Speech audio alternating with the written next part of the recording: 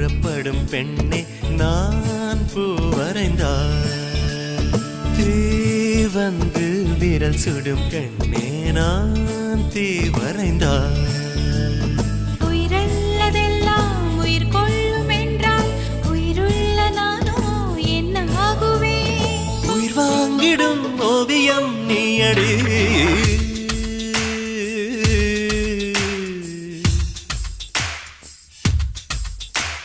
பூவாசம் புறப்படும் பெண்ணே நான் பூ வரைந்தார்.